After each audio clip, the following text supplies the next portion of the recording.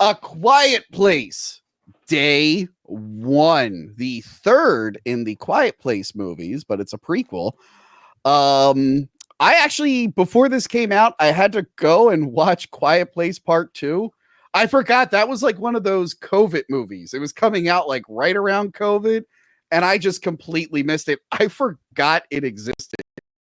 And I was actually excited for it at the time. And then this movie came out, and I'm like, oh shit, that's right. There's that other one. I should probably watch it. I'll talk about the day one in a minute, but like, just real quick, my thoughts on the franchise. I really enjoyed the first one. The logistics and how the monsters worked and what their purpose was confused me, but not in like a fun way.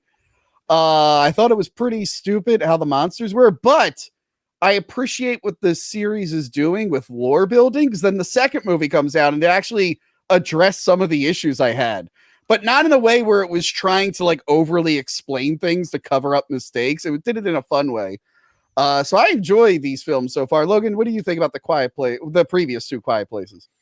I love the first one. The first one was really good. I was pretty shocked for like how good it was for like John Krasinski doing it and stuff like that. Because I mean, it's uncommon for someone who's known for comedy to do horror and do it very well. But I don't know. It was good. And then like I like movies that kind of pull at your heart. Your heartstrings a little bit, like, you know, in the first spoiler in the first one, the little boy dies at the beginning of the movie. Yeah. And I was like, I wasn't expecting that because it's like he was in the trailer, so I was like, what? Like kind of took me off for a second, and I thought it was good. Like I liked the way it was shot. It was pretty. I mean, the storyline was pretty consistent. I didn't have any really major issues. I haven't seen the second one, to be honest. Oh, so, yeah, I have not seen the second one. Yeah. But I did see this one. Okay. I mean, it kind of works. You should watch them in order, but it kind of worked. I'll get into it in a second. But Joey, what do you think of the previous two? Never seen the previous two, so I went into the third one blind. Boy, that was. How'd you like it? I was very confused on what was happening. I didn't know what to expect. It's really not. You really should watch the other two. What about you, Mike? What do you think? I saw the first one like before when you could see the new one. Haven't seen the second one, and I'll get into what I've seen about the third one in a second. Okay. Well, like I said, this is a prequel. It's day one, which we saw a little bit of in Quiet Place 2, the opening, which addressed my complaint where I'm like, how many of these things are out there, and why didn't they just shoot them with big guns? It turns out they all landed on the same day. And now this is day one from New York's perspective. So we're going to New York. That guy on the left, is that Stranger Things guy everyone loved? And the new whatever. Yeah, the new Human Torch. Yeah, so he's there. Then Lupita, I can't pronounce her last name. She plays the main character. Now with prequels, it's kind of annoying because you're like, well, I can kind of guess who's gonna live and die. But with her, they take that away right from the beginning because she's already on hospice. So you're like, oh, so I'm not annoyed if she doesn't make it into the other movies because I've already know that she has a limited time left for her during this alien apocalypse. But yeah, her and a bunch of her hospice friends, they're not hospice friends, other people on hospice are in the city when the aliens finally arrive and attack. And of course, they are based off sound. They will attack anything that has a sound. They stay away from running water, which was confusing in the first movie. It's like, oh, they know that's running water, so they stay away from it. And I'm just like, wait, they don't want to attack anything near running water? And then the second movie establishes that they can't swim, which this movie reiterates for us. But yeah, it's basically her wanting to go in the opposite direction of safety so she can get one last slice of pizza before she dies. And for some reason, she's dragging her cat along for this. Yeah, I guess we'll go down the line. What did you think, Logan? I liked it. To be honest, I'm not really familiar with the director. I know he did the movie Pig. I never got around to seeing it, but everyone was talking about how good it was. But I mean, I thought the story was good. It was kind of one of those meaningless stories, to be honest. It's cool to see everything like start. And you just knew like there wasn't really going to like nothing was really going to come from this. I felt like it was just kind of like a story just to be told. Kind kind of like when you like read comics, there's just like that one single one-off that has nothing to do with the entire story arc. Yeah, you can take it or leave it. Yeah, exactly. Yeah. I did have a question though. So I haven't seen the second one. The things that they're eating. Oh, that's new.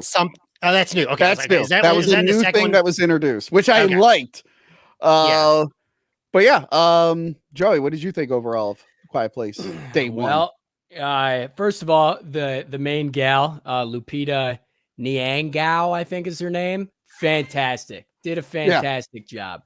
I will say, I think she did wonderful. I want to see more stuff with her. But as a cat owner, I will never, ever watch this movie again. I was not enjoying this. I almost left twice. And the only reason I stayed is because I had to do this show. I was very uncomfortable. My jaw was on the floor because the cat steals the show. Yeah. And Frodo, especially like Frodo.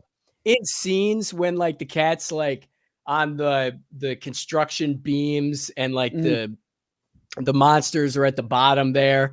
That was horrible. Absolutely horrible. Now, the lawyer guy or the law school kid, at first I was like, dude, get this fucking guy out of here. I don't fucking like this guy. By the end of it, I was rooting for him. And I thought there was going to be this whole like romance connection thing that never happened. I was very upset. I wanted to see a kiss. It didn't happen. Cat stole the show. I will never, ever watch this movie again. Here's what I want to say about the cat. Yeah. The day before I saw this movie. Yeah. My cat, for just no fucking reason, decided to shit in front of my bedroom, which is out of character for her. And then a few days before that, actually, when I got back from VHS Fest, I found out that just for funsies, she threw up underneath my bed. And it was very hot that weekend. So that was a lot of fun cleaning up. So I went into this movie and there's like 500 scenes of them trying to save the cat, which is, I mean, there's a whole book on Save the Cat about filmmaking and how it's a good thing to get people invested. But in my head, I just kept going, leave the cat. Leave the cat. I would have left the cat right away. I wouldn't have brought the cat. If someone said they just had a dream about an alien invasion, I would throw my cat as fast as I could away from me. So yeah, I picked the worst day to watch a movie about wanting to save a cat. Because at home, my cat was making me so miserable. So maybe it lost. And immediately cuddled my cats. Not good. That cat would have killed me in the first scene. They'd be like, "I'm hungry now," and they would be dead. That would have been the movie. I would have been dead. Like Joey, you've met my cat. Yep. She doesn't shut up. She'd be dead right away. Literally. She doesn't know how to meow. She just knows how to screech and hiss. She's gone right away. I would throw her in the direction of the I told myself that if the cat died, I was leaving. I made up my fucking mind. It was not enjoyable. Movie that we're going to talk about later. Very similar for another movie we watched. Okay, Mike, where did you land on Quiet Place 3? Well, I watched a whole 15 minutes or so of this movie. Oh, so you didn't even watch the movie? No. How? So you didn't watch the other ones, but you only watched 15 minutes of this. I went in, whatever. It's probably about 15 minutes when they're at the theater. I think that's about 15 minutes into the movie, 15, 20 minutes. So like as the alien attacks about to happen? I thought it was part of the movie. I'm sitting there, we're watching the movie, and the alarm started going off. I thought it was part of the movie. We evacuated our movie theater. Wow, it's very immersive. Wait, and then they just didn't bring you back in? No, they're like, oh, we don't know what's going on, so here's free tickets if you guys want to come back at a different time. So we just left. That's kind of fucked up. Did you get to take your slushie and popcorn? Yeah. Side note, Tony, did you see the large photo of the slushie that I got that night on Twitter or on X? I forget if you get it was as big as my fucking torso. Can I get a large slushie? This is going to be a hell of a movie because it's got a cat in it. Fucking lady pulls out this fucking thing. I'm like, lady, what do you mean? What is this? Dude, I had to shit 3 seconds into the movie. That was in there. So I had to suffer.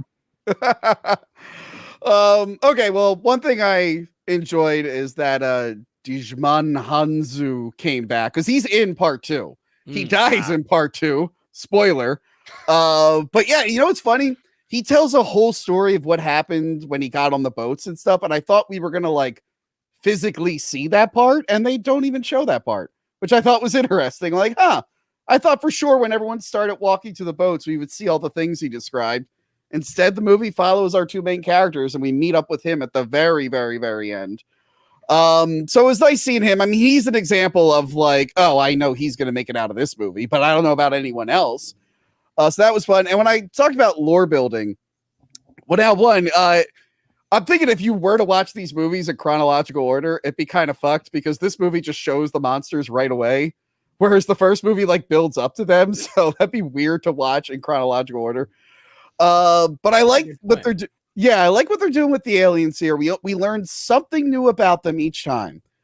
And this one, we learned what they do when they're not attacking, which is apparently sitting in holes sleeping. And I'm like, okay.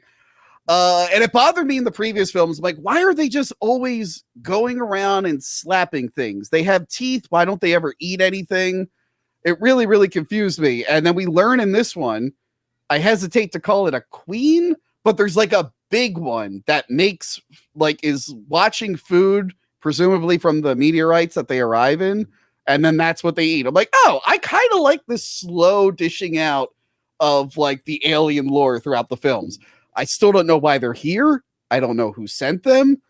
I don't know why they wouldn't send aliens with eyes or ones that could swim on a planet made of water. I would have probably done that. I mean, maybe it's the same people who sent the signs aliens. I don't know. I don't know these things.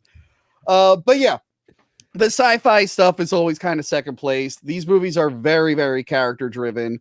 And I enjoyed these two characters other than them wanting to save the cat constantly when the cat ended up just being a burden mostly. Come on. But no, it was a fun time. It was fun to see them go to the big city. Usually it takes horror movies like multiple entries before they get there. This one, they did it on the third go around. But it also makes sense because the other two were like upstate New York. They were close to the city, so it's not too much of a stretch. But yeah, I'm interested to see where this goes next. I believe this movie did well. I didn't look up any box office stuff, but I assume it did well. I mean, it lost Mike's money because he had to be refunded. But overall, it was a good time. Do you guys have any last words on I like Quiet Place Day One? The end scene, not to go too much in detail, but I like the end scene where you finally understand the sweater.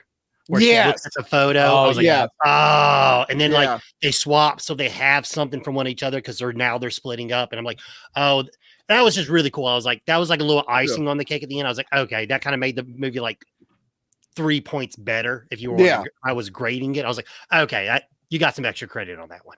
Yeah, and then the very, very like the final shot I thought was really fun. I thought that was a really good moment. That was really cool. I like that. That was Joey, did this movie make you want to watch the other ones?